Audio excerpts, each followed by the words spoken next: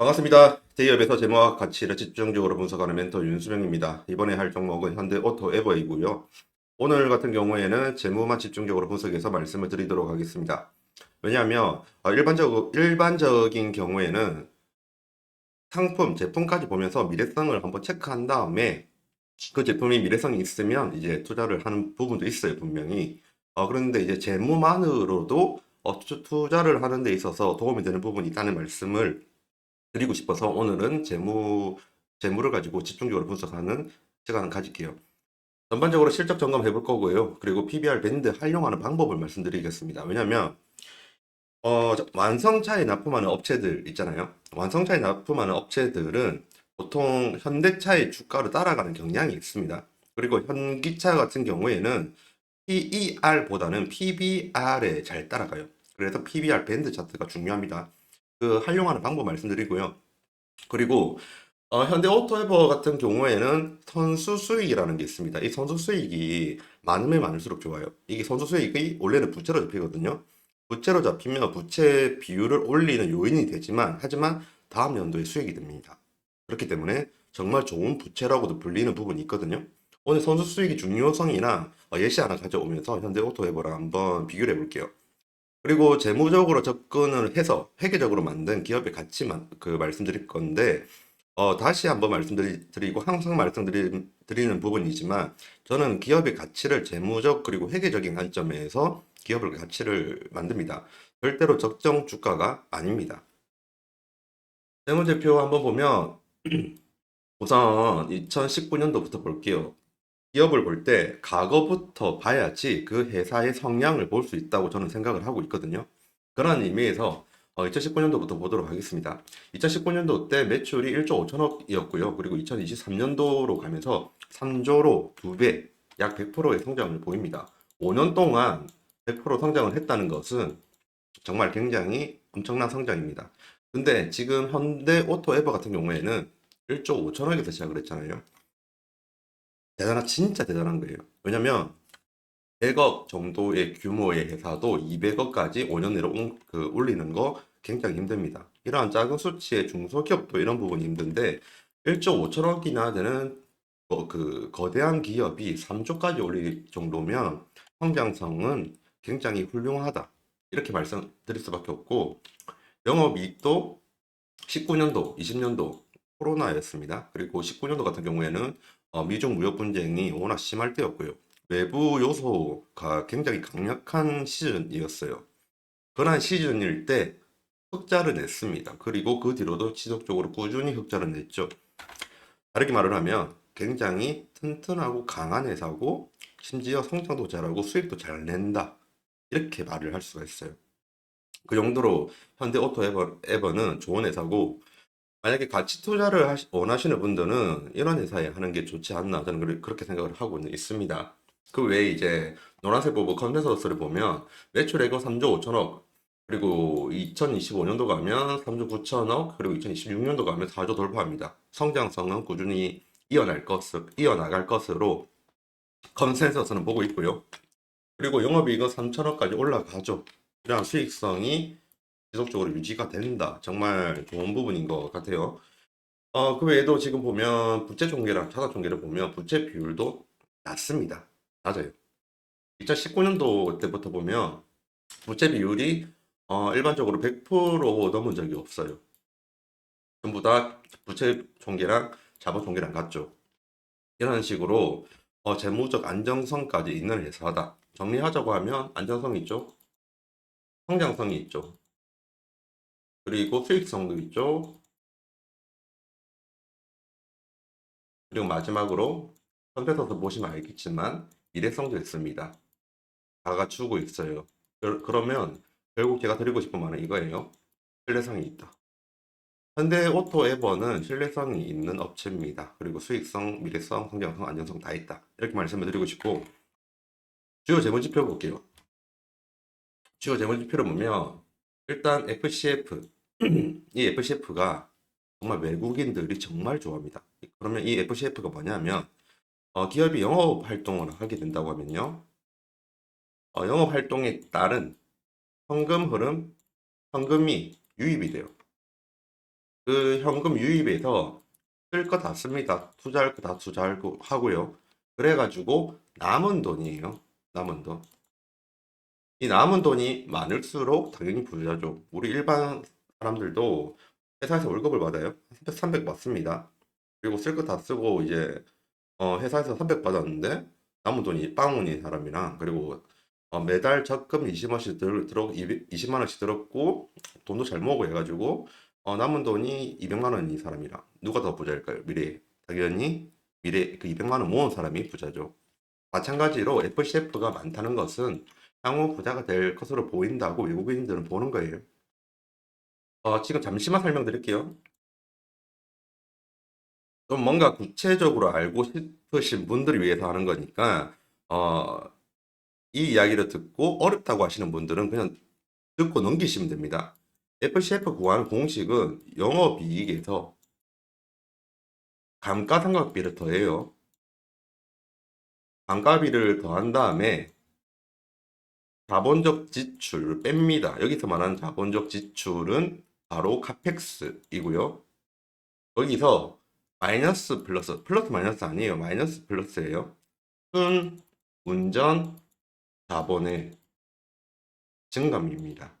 순운전 자본이 증가를 하게 되면 빼야 되고요. 순운전 자본이 떨어지면 더하면 되는 거예요. 그렇게 해가지고 이렇게 구해서 나오는 게 FCF예요. 그냥 이렇게 학문적으로 말을 한 이유는 좀 약간 구체적으로 전문적으로 하고 싶다고 생각하시는 분들이 있을 것 같아가지고 말을 한 거고요. 지금 이야기는 그냥 어렵다 하신 분들은 잊으셔도 됩니다. 왜냐면 네이버 금융 들어가면 FCF 알아서 구해주거든요. 그렇기 때문에 몰라도 됩니다. 그렇게 말씀을 드리고, 그리고 ROE 또 왜 중요하냐면, ROE가 지금 2023년도 기준에서는 9%, 그리고 22년도 8%였지만, 지금 컨센서스 기준으로 보면 10%, 11%, 12% 이렇게 올라가요. 전 이걸 왜 말하고 싶었냐면, 지금 부채 비율을 보세요. 보통 ROE 같은 경우에는 자본이 분모이고요.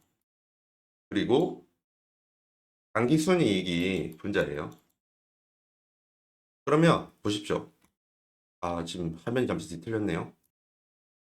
다시 하도록 하겠습니다. 어, 분모가 자본이고요. 그리고 분자가 당기순이익이에요. 뭐 정확하게 이야기하자고 하면 정확하게 자본이 아니라 기초 자본이나 기말 자본의 평균치죠. 근데 그렇게까지 어렵게 안 해도 돼요. 그냥 보면 되고요. 이렇게 부채 비율이 이렇게 낮다는 거는요. 자본이 크다는 겁니다. 어떤 말인지 알겠죠? 그러면 분모가 올라가는데 이 ROE가 더 커진다는 말은요. 기존보다 더 커진다는 말은 이 당기순이익이 더 오를 것으로 본다. 이런 것이 내포되어 있는 거거든요. 그래서 지금 부채 비율이 어, 더 작아짐에도 불구하고 ROE는 더 올라갑니다. 당기순이익이 정확히 말을 하면 영업이익이 그전에 더 많이 오를 거라고 보는 거죠. 한마디로 수익성이 더 강화가 될 확률이 높다는 부분을 지금 컨센서스에서 말을 해주고 있는 거예요. 그렇게 되면 지금 미래성이 아까 봤던 그 수치보다 숨겨진 내용을 보니까 더욱더 미래성이 있다 이런 느낌이 들죠. 그런 부분들을 말씀을 드리고 싶었고요. 그리고 PBR 밴드 차트 한번 보도록 하겠습니다. PBR 밴드 차트 같은 경우에는 지금 현대오토 에버 같은 경우에는 PER 차트 그리고 PBR 차트 모두 적용이 가능한 업체입니다. 제가 여러분들에게 미리 말씀을 드릴게요. 일단 완성품 업체에 납품하는 부품들은 일반적으로 PBR 차트 안에서 움직여요. 근데 현대오토 에버는 좀 예외인 그러한 종목으로 보시면 되고요. PER 차트랑 PBR 차트 모두 다 사용이 가능한데 우선은 자동차 업종 분들이 제 방송을 많이 보시니까 자동차 업종에 이게 맞도록 PBR 차트 위주로 말씀을 드릴게요. 원래 그 PER 차트 이 현대오토 에버가 아니었으면 막 이런 식으로 나와요. 한번 예시 하나 보여드릴게요. 임팩이라는 회사인데 임팩이라는 회사의 이제 밴드 차트를 보면 보십시오. 그 상황이 어 뭔가 밴드 안에서 움직인다는 느낌이 있긴 하지만 좀 그 갭이 너무 갭 차이가 너무 크죠. 왜냐면 일반적으로 이 파란색이 주가인데 주가가 일반적으로 PER 차트 적용을 하고 싶다고 하면 어떤 식으로 가야 되냐면 주가가 이런 식으로 가야 돼요. 이런 식으로. 뭔지 알겠죠? 뭔가의 밴드 안에 갇혀 있고 밴드 안에서 운용폭이 확실히 넓다는 식의 내용이 되어야 되거든요. 근데 지금 임팩의 PER 차트 밴드 보면 그냥 17.7배에서 잘 넘어가지가 않습니다. 그래서 PER 차트 밴드로는 좀 활용도가 떨어진다 이렇게 말씀을 드리고 싶고요. 대신에 PBR 차트는 좀 뭐라 해야 되죠? PBR 1.3에서 그리고 PBR 0.6 안에서 좀 왔다 갔다 하는 경향이 있잖아요. 뭔가 그 분포도 저 이 단어가 기억이 안 났었는데 뭔가 분포도가 확실히 그 스프레드 안에 있다라는 내용의 느낌이 있으면 그 차트, 그 밴드 차트를 활용하면 돼요. 근데 이제 일반적인 완성차 납품을 하는 업체들은 이 PBR 차트 안에 잘 들어간다. 이렇게 말씀을 드리고 싶고요. 그래서 우선은 PBR 차트로 한번 볼게요. PBR 차트 보면 지금 현대오토에버 같은 경우에는 4.7배, 주황색 선이 4.7배입니다. 그리고 빨간색 선이 1.8배고요. 그리고 녹색 선이 2.8배예요. 그 PBR 배수가요. 그러면 이 밴드 안에서 주가가 움직여요. 그러면 이제 향후 투자를 하실 때 최고점은 이쪽에 놔두고 최저점은 이쪽에 낮추면 되겠다. 혹은 얘네들이 녹색선에 많이 와닿네. 이 녹색선 부분에서만 사면 되겠네. 이런 식으로 좀 뭔가 포인트를 잡으면 투자하기가 더 수월해진다. 이렇게 말씀을 드리고 싶은 거예요. 그러면 제가 재무적으로 회계적으로 구한 기업의 가치를 말씀을 드릴게요. 현대오토에버의 이제 재무적으로 접근을 해가지고 나오는 기업의 가치는 대략적으로 21만 원, 다시 말씀드릴게요. 회계적으로 구한 거는요, 11만 원이 나왔고요. 그리고 재무 관리 측면에서 구한 거는 22만 원이 나왔어요. 어떤 게 정답인지는 저도 모릅니다. 어쨌든 간에 이 11만 원이랑 22만 원의 가격이 그냥 재무적으로 회계적으로 2023년도 말 기준으로 나왔잖아요. 그러면 생각을 해보는 거죠. 내가 11만 원 정도 2023년도니까 이쯤이겠네. 11만 원 정도 예상했었으면 11만 원 정도에서 매도를 하든 매수를 하든 생각을 하자. 혹은 내가 재무적으로 구했었을 때는 22만 원이었으니까 22만 원대 2024년도 1월 아니면 2023년도 말에 팔자. 그런 식으로 포인트를 잡을 수 있다는 거죠. 지금 방금 보셨던 이 기업의 가치 구하는 거 있잖아요. 이거는 제가 한 달 내지 두 달 내로 어떻게 구하는지 여러분들에게 알릴 수 있는 기회가 옵니다. 그때 제가 이러한 노하우들을 알려드리도록 할게요. 아마 투자하시는데 도움 많이 될 겁니다. 지금은 못 알려드리고 날 잡아서 알려드릴게요. 하지만 이거 배우시려면 한 30분에서 1시간 걸리니까 그 정도의 시간은 투자를 좀 부탁드리겠습니다. 추가적으로 마지막입니다. 제가 인트로 때 말씀을 드렸던 내용이에요. 그 선수 수익의 중요성, 이거를 좀 말씀드렸잖아요. 좋은 부채다 하면서 그 내용을 좀 알려드릴게요. 지금 현대 오토 에버텍 같은 경우에는 선수금을 지금 한 1129억 정도 가지고 있습니다. 1129억. 예, 그리고 이게 유동 선수금이고요. 비유동 선수금은 1221억이 있어요. 두 개 다 합치면 대략 2400억 정도 돼요. 이 2,400억이 지금 부채로 계상이 됐어요. 부채로. 이게 왜 그러냐면, 설명을 간단하게 드릴게요. 지금 현대 오토 에버텍은, 어, 에버텍이 아니고 에버입니다. 죄송합니다. 현대 오토 에버 같은 경우에는 지금 이미 돈을 미리 받았습니다. 거래처한테 2,400억을. 400억을 받았어요. 그러면 회계에서 계상을 할 때, 계상이라고 하거든요. 회계에서 이제 계상해서 장부 정리할 때 현금은 미리 받았어요. 근데 대변에는 이제 이거를 수익으로 잡지 않습니다. 이유를 말씀드리면 이 말은 잊어도 돼요. 수익, 비용, 대응의 원칙이라는 게 있거든요.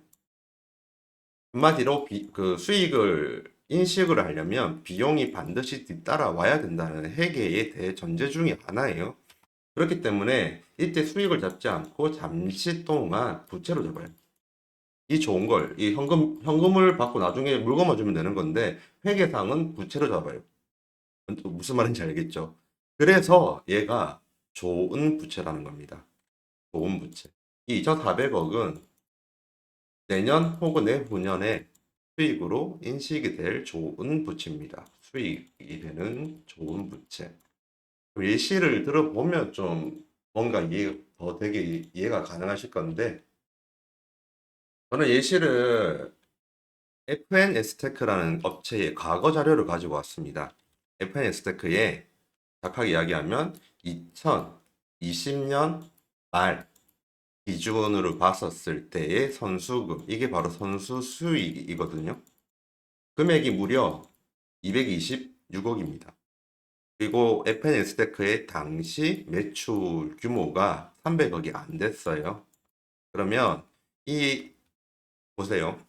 이 선수 수익이 내년 혹은 내후년에 정말 운 좋으면 다음 분기 때 이게 이제 수익으로 잡힌다는 것을 알 수가 있잖아요.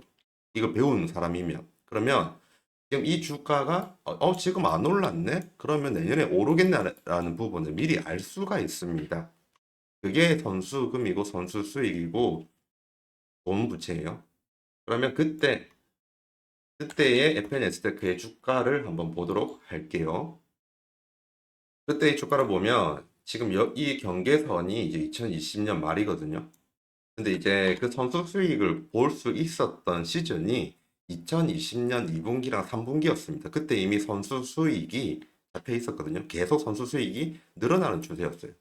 현금을 계속 받고 물건 안 나갔다는 거죠. 그죠? 그래서 부채 규모가 굉장히 늘어났습니다. 그래서 이제 주가가 그때 좀 떨어지는 경향이 좀 있었고요.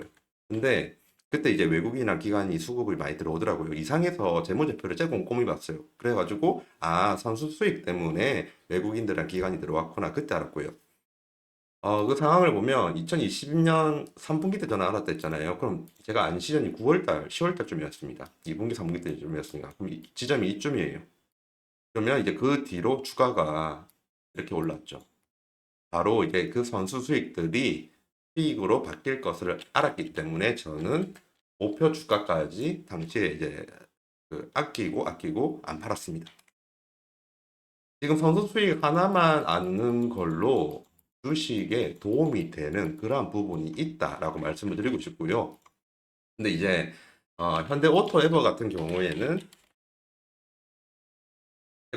FNS테크랑 다르죠. 왜냐하면 FN스테크는 매출액이 300억이었던 회사가 300도 안 하던 회사가 선수 수익 규모가 280억? 예, 그 정도였잖아요. 근데 현대오토해보 같은 경우에는 지금 매출 규모가 거의 한 3조 넘는 3조에서 4조 왔다 갔다 하는 회사의 그 선수 수익 금액은 2,500억이에요. 그러면 주가 상승의 큰 요인은 발생하지 않습니다. 약간 상승의 약간의 그 상승 요인은 될 겁니다. 그건 맞는 것 같고요. 그렇지만 이제 제가 이거를 보면서 말씀을 드리고 싶었던 거예요. 선수 수익이 발생을 하게 된다면, 많이 있다면 주가 상승의 모멘텀도 될 수 있다. 이런 부분을 좀 말씀드리고 싶어서 현대 오토에버 자료를 보다가 이거 말씀드리면 되겠다 싶어서 가지고 온 겁니다. 이 부분이 투자에 좀 도움이 되었으면 좋겠고요. 그러면 그 부분은 마무리 짓고 이제 차트 좀 볼게요. 2023년도 당시에 이제 전기차에 대한 기대감으로 올라갔고 그 이후에는 이제 떨어졌죠. 그리고 지금 삼중 바닥은 찍은 것 같아요. 그대로 올라가려고 했는데 실질적으로 말하면 미래성도 있죠. 기업 가치도 더 높죠. 당연히 오를 거라고 예상을 했습니다. 저도. 근데 실질적으로는 떨어졌습니다. 왜냐하면 당연히 트럼프 리스크랑 그리고 가장 최근에는 미국발 경제 위기 때문에 정확히 말하면 경제 침체에 대한 우려 때문이죠. 그런 부분 때문에 주가가 조정을 받았다가 오늘 신규 실업수당 청구 건수 부분에서 시장이 안정감을 가져서 다시 상승은 하고 있습니다. 지금까지 제가 드리고 싶은 말은 다 드렸고요. 지금까지 대기업에서 재무와 가치를 집중적으로 분석하는 멘토 윤수명입니다. 감사합니다.